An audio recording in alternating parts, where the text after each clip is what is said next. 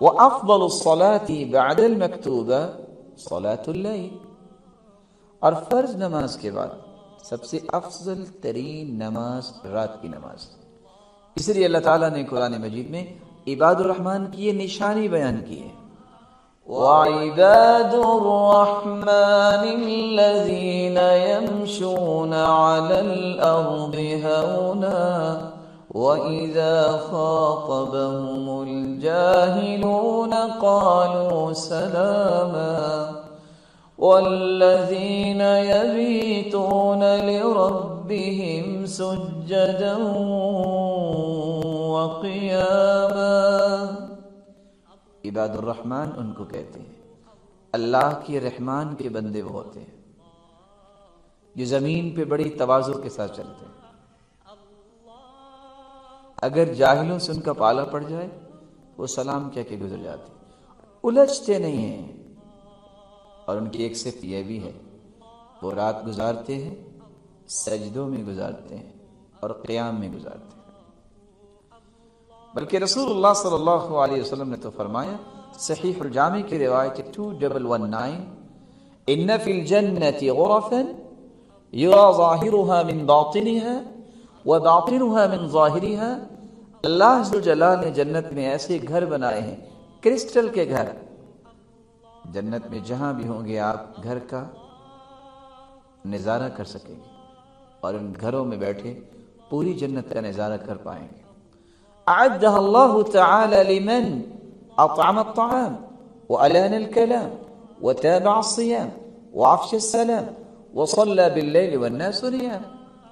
یہ گھر اللہ نے ان لوگوں کے لیے تیار کیے ہیں جو لوگوں کو کھانا کھلاتے ہیں، جن کی زبان میں نرمی ہے، اور جو پے در پیش روزے رکھتے ہیں، اور جو سلام کو عام کرتے ہیں، اور جو تہجد پڑھتے ہیں جب لوگ سو رہے ہوتے ہیں، قیام کرتے ہیں۔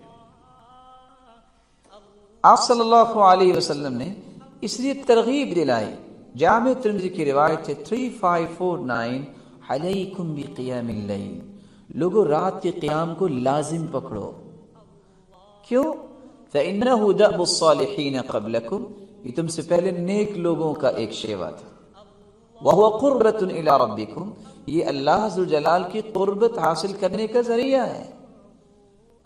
ومکفر للسیئات، یہ گناہوں کی معافی کا سبب بنتے ہیں۔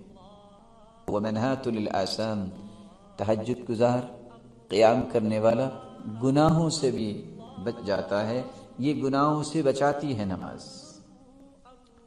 رسول اللہ صلی اللہ علیہ وآلہ وسلم کے اس فرمان کے آخر میں یہ بھی الفاظ ہیں جن میں اگرچہ کچھ علماء نے کلام کی ہے، وَمَطْرَدَةٌ لِلدَّاءِ عَنِ الْجَسَدِ، تہجد اور قیام کرنے والا، تہجد پڑھنے والا، اللہ اس سے بیماریوں کو بھی دور کر دیتے۔ رسول اللہ صلی اللہ علیہ وآلہ وسلم نے تو یہاں تک فرمایا، ابن حبان کی روایت 2551، قیل یا رسول اللہ ان فلانا یصلی اللیل کلہ فاذا اصبح سرق، اللہ کے رسول ایک شخص رات کو نماز بھی پڑھتا ہے اور صبح ہوتی ہے تو چوری کرتا ہے۔ قال سینہاہ ما تقول، جو تم کہہ رہے ہو اگر وہ رات نماز پڑھتا ہے تو برائیوں سے رک جائے گا۔ اس لیے رسول اللہ صلی اللہ علیہ وسلم نے فرمایا، من قام بعشر آیات لم یکتب من الغافلین، سلسلہ صحیحہ کی روایت ہے 643۔ اللہ کے رسول صلی اللہ علیہ وسلم نے فرمایا، جو 10 آیتیں رات اللہ کے سامنے کھڑا ہو کے پڑھ لیتا ہے اس کا نام غافلوں سے ختم کر دیا جاتا ہے، وہ کبھی غفلت کا شکار نہیں ہوتا۔ ومن قام ب100 آیہ کتب من القانتین، جو 100 آیتیں پڑھ لیتا ہے اس کا شمار ان لوگوں میں ہوتا ہے جو قنوت کرنے والے۔ ومن قام ب1000 آیہ کتب من المقنطرین، جو 1000 آیتیں پڑھتا ہے اس نے تو جنت کے خزانوں کا اپنے آپ کو مالک بنایا۔